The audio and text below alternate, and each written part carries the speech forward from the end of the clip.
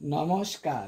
মোহনপুর অনিতা স্কুলের পক্ষ থেকে সকল ছাত্রছাত্রীদের অভিনন্দন।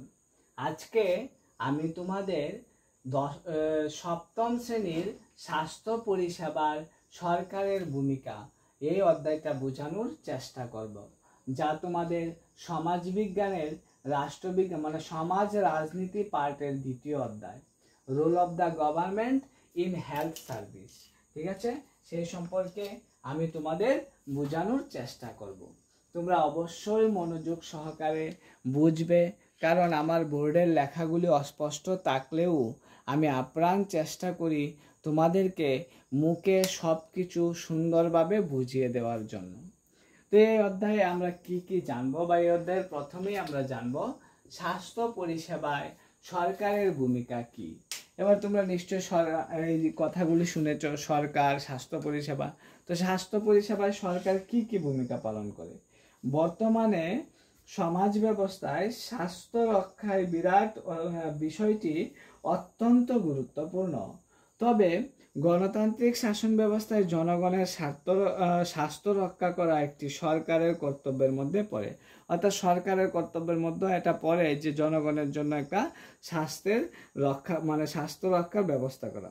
তাই জনগণও সরকারের উপর আশা করে এবং উন্নয়নমূলক কর্মসূচির পাশাপাশি স্বাস্থ্য সম্পর্ক বিষয়ে বিশেষ গুরুত্ব দান করুক, এই বিষয়ে সরকারের আগ্রহ এবং উদাসীন সুবিধা অসুবিধা আলোচনা করা হবে।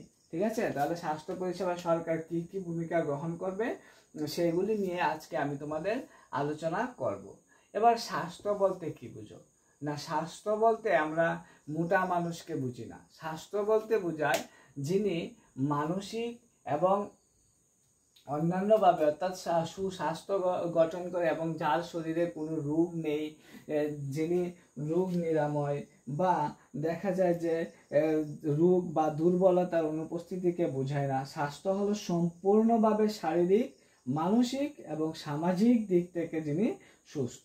অর্থাৎ আমরা বলতে পারি যে কেবলমাত্র রোগ ব্যাধি নয়, আরও অন্যান্য নানান উপাদান তাকে যা শরীরের উপর প্রভাব বিস্তার করতে সক্ষম।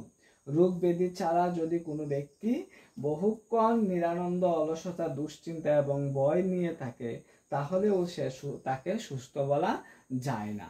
সেই সম্পর্কে WHO, ওই জিনিসটা তোমরা অবশ্যই লক্ষ্য রাখবে। WHO এর পুরো নাম কি? World Health Organization, TION। ঠিক আছে, এই জিনিসটা তোমরা মনে রাখবে, এটা তোমাদের শর্ট কোশ্চেনে আসতে পারে। এবার তোমাদের মনে প্রশ্ন জাগবে যে ভারতের স্বাস্থ্যের পরিষেবা কি? ভারতের স্বাস্থ্যের পরিষেবা হলো, বর্তমান ভারতবর্ষে স্বাস্থ্য পরিষেবার পর্যালোচনা করলে দেখা যায় যে 1947 সালের বা পরবর্তী সময়ে যে স্বাস্থ্যের দিক দিয়ে উন্নতি হয়েছে, এটাকেই যে স্বাস্থ্যের পরিষেবা বলা হয়। অর্থাৎ 1947 সালের পর দেশ যখন স্বাধীন হয়েছিল 1947 সালে, এরপরে ভারতে 1950 খ্রিস্টাব্দে ভারতবর্ষে মাত্র হাসপাতালের সংখ্যা ছিল 2717টি এবং 2000 খ্রিস্টাব্দে তা বেড়ে দাঁড়ায় 18,218টি। তাহলে তোমরা অবশ্যই দেখতে পেরেছ যে 17,017 থেকে 2717টি থেকে কয়টা হয়ে গেছে? 2717টা থেকে হয়ে গেল 18,218টি। তাহলে কত পরিবর্তন হলো 2002 খ্রিস্টাব্দে। তারপর 2021 খ্রিস্টাব্দে এসে সরকারি ও বেসরকারি হাসপাতালের সংখ্যা হয়ে দাঁড়িয়েছে 69,000-এরও বেশি। 2021-এ এসে দাঁড়িয়েছে 2021-এ প্রায় 69,000-এরও বেশি। কি ছিল? 69,000-এরও বেশি হাসপাতালের সংখ্যা হয়ে গিয়েছিল। ঠিক আছে, তাহলে তোমরা বুঝতে পারছো উন্নতিটা কত হয়েছে স্বাস্থ্য পরিষেবায়। তারপর হলো এই যন্ত্রপাতির সাহায্যে শিক্ষা, অর্থাৎ দেখা গেল এখানে উন্নত যন্ত্রপাতি, তারপর উন্নত মানের পরিকাঠামো, কিন্তু তা সত্ত্বেও ভারতবর্ষের মতো বৃহৎ দেশের সর্বত্র সরকারি হাসপাতালগুলির পরিকাঠামো সার্ভিস উন্নয়ন সম্ভব হয়নি। মানে সব জায়গায় ভারতবর্ষের মতো একটা বিশাল দেশে সব জায়গায় সরকারিভাবে সেই স্বাস্থ্য পরিষেবা সঠিকভাবে উন্নয়ন করা সম্ভব হয়নি। তাই কিছু বেসরকারি হাসপাতালও রয়ে গেছে, যেখানে যদি আর্থিক দিক দিয়ে যারা স্বাবলম্বী তারা অবশ্যই এখানে স্বাস্থ্য পরিষেবা করতে পারে, অর্থাৎ তারা অবশ্যই এখানে চিকিৎসাধীন হতে পারে, যদিও সরকারি হাসপাতালের তুলনায় বেসরকারি হাসপাতালে একটু পরিষেবা ভালো থাকে। এবার সরকারি এবং বেসরকারি স্বাস্থ্য পরিষেবা বলতে কি বোঝায়? হ্যাঁ, তোমাদের এই জিনিসটাও জানা দরকার, যদিও এটার মধ্যে সাম্য চলে এসেছে, তবু আমি বলে দিচ্ছি সরকারি এবং বেসরকারি কি। সরকারি উদ্যোগে যে জিনিসগুলি, অর্থাৎ দেখা যায় সরকারি স্বাস্থ্য পরিষেবা বলতে বোঝায় সরকার কর্তৃক পরিচালিত স্বাস্থ্য কেন্দ্র বা হাসপাতাল, মানে সরকার যেগুলিকে চালায়। তোমরা অবশ্যই কিন্তু বুঝবে, মানে সরকার দ্বারা যেগুলি চলে সেগুলিকে বলা হয় সরকারি হাসপাতাল। আর যে হাসপাতালগুলি দেখা যায় যে সাধারণ থেকে জটিল এবং রোগের চিকিৎসার ব্যবস্থা করা হয়, এই হাসপাতালগুলি পরিচালনার জন্য সাধারণ মানুষের কাছ থেকে ট্যাক্স আদায় করা হয়। সেই ট্যাক্সের অর্থে বিনামূল্যে এবং স্বল্প মূল্যে স্বাস্থ্য পরিষেবা প্রদান করে রাজ্য এবং কেন্দ্র সরকার। এবার স্বাস্থ্য পরিষেবা কিভাবে পরিচালনা করে? সরকারি স্বাস্থ্য সেবায়, অর্থাৎ সরকারি হাসপাতালে সরকার রাজ্য সরকার সেই সব মানুষের কাছ থেকে সে কর নিয়ে তাই সেই সরকারি পরিষেবা প্রদান করে, এবং সেই সরকারি হাসপাতালে তেমন উন্নত পরিষেবা দিতে পারে না, তবু সরকার আপ্রাণ চেষ্টা করে। তারপর হলো গিয়ে বেসরকারি কি, মানে অন্যদিকে বেসরকারি চিকিৎসা কেন্দ্রগুলি সরকারি উদ্যোগে গড়ে ওঠে না, এগুলি গড়ে ওঠে ব্যক্তি মালিকানার ভিত্তিতে। তুলনামূলক বেসরকারি স্বাস্থ্য পরিষেবাগুলিতে সরকারি হাসপাতাল থেকে একটু উন্নত মানের চিকিৎসা পরিষেবা দেওয়া হয়, যার মূল কারণ হলো আমরা স্বল্প মূল্যে ও বিনামূল্যে সরকারি পরিষেবা পেলেও বেসরকারি কেন্দ্রগুলি থেকে প্রচুর অর্থের বিনিময়ে আমরা স্বাস্থ্য পরিষেবা পাই। এখানে উন্নত ধরনের যন্ত্রপাতি, আধুনিক স্বাস্থ্য পরিষেবা প্রদান করা হয়ে থাকে, মানে দেখা যায় যে সেখানে বিভিন্ন উন্নত ধরনের যন্ত্রপাতি এবং আধুনিক স্বাস্থ্য পরিষেবা হয়ে থাকে। তারপর হলো স্বাস্থ্য পরিষেবা এবং সাম্যের ধারণা। এবার স্বাস্থ্য পরিষেবায় সাম্য কোথা থেকে এলো? হ্যাঁ, সাম্য কথাটা ব্যবহার করা হয়েছে এই জন্যই, যেহেতু একই দেশে সরকারি এবং বেসরকারি স্বাস্থ্য পরিষেবা পরিচালিত হয়, তাই সাম্য কথাটাকে এখানে ব্যবহার করা হয়েছে। কিভাবে? ভারতবর্ষ একটি সুবিশাল দেশ, এই বৃহৎ দেশের সর্বত্র সমানভাবে চিকিৎসা ব্যবস্থা কি করা যায় না, চিকিৎসা ব্যবস্থা বা স্বাস্থ্য ব্যবস্থার উন্নয়ন হয়েছে তা বলা যায় না।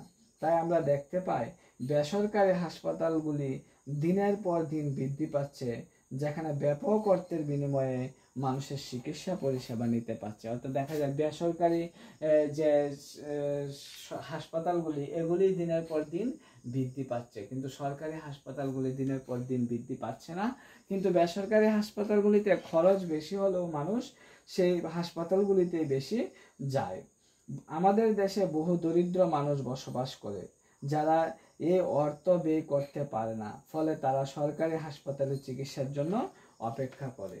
ঠিক আছে, এই যে অনেক গরিব লোক আছে যারা সেই বেসরকারি হাসপাতালে যেতে পারে না। তাই ভারতবর্ষের মধ্যে দুই প্রকার চিকিৎসা ব্যবস্থা গড়ে ওঠার ফলে অসাম্য ব্যবস্থা লক্ষ্য। এই ধরনের যে দুই প্রকার শিক্ষা ব্যবস্থা গড়ে উঠেছে, একদল মানুষ যাদের অর্থের দিক দিয়ে একটু বেশি তারা বেসরকারি হাসপাতালে চলে যায়, আর যারা বেসরকারি হাসপাতালে চলে যেতে পারে না, এই রকম যে দুই রকম ভাবনা, এটাতেই সাম্যের ধারণা সৃষ্টি হয়েছে এবং সাম্য সৃষ্টি হয়েছে। অর্থাৎ অর্থ যার আছে সে ব্যক্তি সমস্ত সুযোগ সুবিধা ভোগ করতে পারবে, কিন্তু যার অর্থ নেই সে ব্যক্তির জন্য উন্নত স্বাস্থ্য পরিষেবা কখনোই সম্ভব নয়। তাই সমাজভিত্তিক ব্যবস্থার দিক থেকে প্রশ্ন তোলা যায় যে সাম্যের ধারণা, অর্থাৎ সাম্য সবভাবে প্রতিষ্ঠিত এখনো হয়নি। এবার কি করা হবে, কি করা সম্ভব ক্যারলের অভিজ্ঞতা এবং কোস্টারিকার দৃষ্টিভঙ্গিতে? এটা তোমাদের টেক্সট বইয়ে আছে, দেখবে অবশ্যই ক্যারলের কি অভিজ্ঞতা হয়েছিল। অর্থাৎ দেখা গেল যে ক্যারলের 1996 খ্রিস্টাব্দে কেরল রাজ্য সরকার তার নীতি ও কৌশল ব্যাপক পরিবর্তন এনেছিল, যেখানে রাজ্য বাজেটের 40% অর্থ পঞ্চায়েত উন্নয়নের স্বার্থে ব্যয় করার কথা বলা হয়। তার ফলে গ্রামীণ এলাকাগুলিতে পানীয় জল, খাদ্য, মহিলাদের উন্নয়ন এবং শিক্ষা সংক্রান্ত বিষয়ে উন্নয়ন করা সম্ভব হয়। ঠিক আছে, কেরলে দেখা গেল 40% অর্থ পঞ্চায়েত উন্নয়নের সাথে ব্যয় করবার কথা বলেছিলেন। এর ফলে দেখা গেল যে 40% অর্থ ব্যয় করে, এর ফলে দেখা গেল যে একটু উন্নতি হয়েছিল। এবার কোস্টারিকা, হ্যাঁ তোমাদের মনে প্রশ্ন নিশ্চয়ই, স্যার কোস্টারিকা কি? হ্যাঁ, কোস্টারিকায় হলো দক্ষিণ আমেরিকা মহাদেশের একটি ছোট্ট দেশ হলো কোস্টারিকা। তাহলে তোমাদের প্রশ্ন আসতে পারে কোস্টারিকা কি? কোস্টারিকা হলো দক্ষিণ আমেরিকার একটি ছোট্ট দেশ হলো কোস্টারিকা। তোমরা অবশ্যই মনে রাখবে। কিন্তু এই কোস্টারিকায় তার সংবিধান সংশোধনের মধ্য দিয়ে সেই দেশের কোনো সেনাবাহিনী না রাখার সিদ্ধান্ত নেন, মানে কোস্টারিকায় কোনো সেনাবাহিনী রাখবে না। ঠিক আছে, এরকম সিদ্ধান্ত নিয়েছিল সরকার সংবিধান সংশোধনের মাধ্যমে। এবার তোমাদের প্রশ্ন, কেন সেনাবাহিনী রাখবে না? কারণ এই সেনাবাহিনীর যে অর্থাৎ দেখা যায় যে ফলত সেই অর্থ সেনাবাহিনীর তত্ত্বাবধানে খরচ হতো, সেই অর্থ স্বাস্থ্য পরিষেবায় খরচ করে, যার ফলে সেখানে জনগণ সুস্বাস্থ্যের অধিকারী হতে পারে।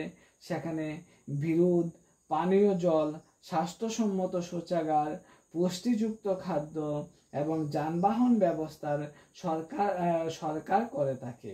এই পরিকল্পনা স্বাস্থ্যের দিকে উন্নত করতে সহায়ক ভূমিকা নিয়েছে। এই যে পরিকল্পনা নিয়েছে সেটা স্বাস্থ্যের দিক থেকে সহায়ক পরিকল্পনা হিসেবে নিয়েছে, এবং কোস্টারিকার অধিকাংশ মানুষ স্বাস্থ্যবান হয়ে থাকে।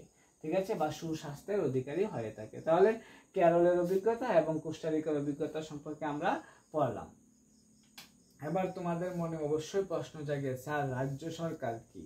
মানে সরকারি ব্যবস্থা তো বলছি, রাজ্য সরকার বলতে কি বোঝায়? স্বাস্থ্য কি, পরিষেবা কি, অপুষ্টি কি? হ্যাঁ, আমি তোমাদের বলে দিচ্ছি। রাজ্য সরকার হলো বলতে বোঝায় ভারতের প্রতিটি অঙ্গরাজ্যের জন্য জনগণ দ্বারা নির্বাচিত একটি সরকার, যার ক্ষমতা কেবলমাত্র রাজ্যের মধ্যেই সীমাবদ্ধ থাকে। ঠিক আছে, তাহলে রাজ্য সরকার বলতে কি বুঝো? জনগণ দ্বারা প্রতিষ্ঠিত একটি সরকার, যার ক্ষমতা কেবল রাজ্যের মধ্যেই সীমাবদ্ধ থাকে। এবার তোমাদের প্রশ্ন, স্বাস্থ্য কি? হ্যাঁ, স্বাস্থ্য সম্পর্কে আমি তোমাদের আগেই বলে দিয়েছি, তবু আবার বলছি। স্বাস্থ্য বলতে বোঝায় শারীরিক ও মানসিক উভয় দিক থেকে যে সম্পূর্ণ সুস্থ, তাকেই বলা হয় স্বাস্থ্য। এবার পরিষেবা কি? হ্যাঁ, পরিষেবা বলতে কি বুঝো? এটা একটা খুব কমন জিনিস, যে পরিষেবা কি? জনগণের কল্যাণের উদ্দেশ্যে যে সমস্ত সুযোগ সুবিধা প্রদান করা হয় তাকেই পরিষেবা বলা হয়। অর্থাৎ জনগণের সুবিধার জন্য যেসব পরিষেবা, যেমন ধরো জল, তারপর হলো কি জলের ব্যবস্থা, তারপর হলো বিদ্যুৎ, এই যে পরিষেবা মানুষকে প্রদান করা হয়, এগুলিকে বলা হয় পরিষেবা। এবার হলো অপুষ্টি কি? হ্যাঁ, অপুষ্টি কি? পুষ্টি কি, অপুষ্টি কি? এটা আমরা বিজ্ঞানে ভালো আলোচনা করতে পারি। এবার এখানে অপুষ্টি বলতে কি বোঝাচ্ছে? এখানে অপুষ্টি বলতে বোঝায় ভারতবর্ষের প্রচুর শিশু থেকে বয়স্করা অপুষ্টিতে ভোগে। অপুষ্টি বলতে বোঝায় যে খাদ্যগুলিতে পুষ্টিগুণ থাকে না, সেই খাদ্য গ্রহণ বা খাদ্যের অভাবে পুষ্টির অভাব দেখা দেয়। অর্থাৎ যে খাদ্যগুলিতে কোনো পুষ্টি থাকে না, যে সেই খাদ্যগুলি ক্রমাগত আমরা খেয়ে যাচ্ছি বা সাধারণ মানুষ খেয়ে যাচ্ছে, তাতে অপুষ্টি বাড়ছে। এগুলি হলো অপুষ্টি। এবার হলো সংক্রমণ কি? মানে সংক্রামক কি? ঠিক আছে, সংক্রামক বলতে বোঝায় যে সমস্ত ব্যাধি বা রোগ দ্রুত মানুষের সর্বস্তরে ছড়িয়ে পড়ে তাদের সংক্রামক ব্যাধি বলে। যেমন কলেরা, হেপাটাইটিস, করোনা প্রভৃতি দেখা যায় যে একজনের শরীর থেকে আরেকজনের শরীরে ক্রমাগত চলে যায়। এই যে চলে যাওয়াটা, এটাই হলো সংক্রামক রোগ। তাহলে তোমাদের যদি প্রশ্ন আসে দুটি সংক্রামক রোগের নাম লিখো, তাহলে তোমরা অবশ্যই লিখে নেবে যে কি, কলেরা, হেপাটাইটিস, করোনা। এবার হলো হাসপাতাল কি? এটা ভালো প্রশ্ন। হাসপাতাল কি? হাসপাতাল হলো এমন একটি কেন্দ্র যেখানে মানুষের চিকিৎসা করানোর ব্যবস্থা থাকে। ভারতে দুই ধরনের হাসপাতাল লক্ষ্য করা যায়, একটা হলো সরকারি হাসপাতাল, একটা হলো বেসরকারি হাসপাতাল। যেখানে মানুষের চিকিৎসা করা হয় এটাকেই বলা হয় হাসপাতাল। এবং ভারতে এটা দুই ধরনের লক্ষ্য করা যায়, একটা হলো সরকারি হাসপাতাল, একটা হলো বেসরকারি হাসপাতাল। ঠিক আছে, এবার হলো আধুনিক চিকিৎসা। আমাদের আবার প্রশ্ন আছে, আধুনিক চিকিৎসা কি, আবার মানে পুরনো চিকিৎসা? আধুনিক চিকিৎসা বলতে বোঝায় উন্নত মানের আধুনিক যন্ত্রপাতির সাহায্যে পরীক্ষা নিরীক্ষার ব্যবস্থা এবং পরিষেবা প্রদান করাকেই বলা হয় আধুনিক চিকিৎসা। মানে উন্নত মানের যন্ত্রপাতি দিয়ে ভালো করে চিকিৎসা করাটাকে বলা হয় আধুনিক চিকিৎসা। এবার হলো সরকারি হাসপাতাল কি? সরকারি হাসপাতাল বলতে কি বোঝায়? যেখানে সরকার দ্বারা পরিচালিত হয়। এই কথাটা আমি তোমাদের বলেছিলাম, যে স্বাস্থ্য কেন্দ্রগুলি সরকারের আর্থিক সহায়তায় পরিষেবা প্রদান করে তাকে সরকারি হাসপাতাল বলা হয়। এখানে চিকিৎসা ব্যয় অনেক কম হয়, যেখানে অর্থাৎ দেখা যায় যে চিকিৎসা ব্যয় অনেক কম, অন্য কানে খরচ যত বেশি হবে কিন্তু সরকারি হাসপাতালে চিকিৎসার খরচ কম হবে। এবার হলো বেসরকারি হাসপাতাল কি? যে সমস্ত স্বাস্থ্য কেন্দ্রে সরকারি অনুদান নির্ভর নয় এবং ব্যক্তি মালিকানার উপর নির্ভর করে গড়ে ওঠে তাকে বেসরকারি হাসপাতাল বলা হয়, এবং যেখানে উন্নত ব্যবস্থায় চিকিৎসা করা হয়। এবার বললাম মেডিকেল কলেজ কি? ঠিক আছে, তো আমি তোমাদের বলে দিচ্ছি মেডিকেল কলেজ কি। মেডিকেল কলেজ বলতে হলো যে সমস্ত কলেজে ডাক্তারি পড়ানো হয় ও হাতে কলমে প্রশিক্ষণ দেওয়া হয় সেগুলিকে মেডিকেল কলেজ বলা হয়। এখানে প্রচুর ছাত্ররা পড়াশোনা করে এবং পরবর্তী সময়ে ডাক্তার হতে পারে। ঠিক আছে, তাহলে স্বাস্থ্য পরিষেবায় সরকারের ভূমিকা এবং স্বাস্থ্য কি, স্বাস্থ্য পরিষেবা কি, অপুষ্টি কি, পুষ্টি কি, সেই সম্পর্কে আমি তোমাদেরকে এই অধ্যায়টাতে বুঝিয়ে দিলাম। এবং পরবর্তী পার্টে আমি তোমাদের এই অধ্যায় থেকে কিছু কমন প্রশ্ন দিয়ে দেব।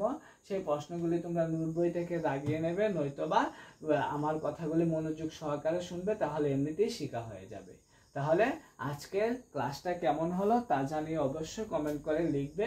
যদি ভালো হয় তাও লিখবে, ভালো না হলে, বুঝতে অসুবিধা হলে তাও আমাকে লিখে পাঠাবে, কারণ তোমাদের কমেন্টেই আমি পরবর্তী ক্লাসটাকে পরিবর্তন করতে চেষ্টা করব।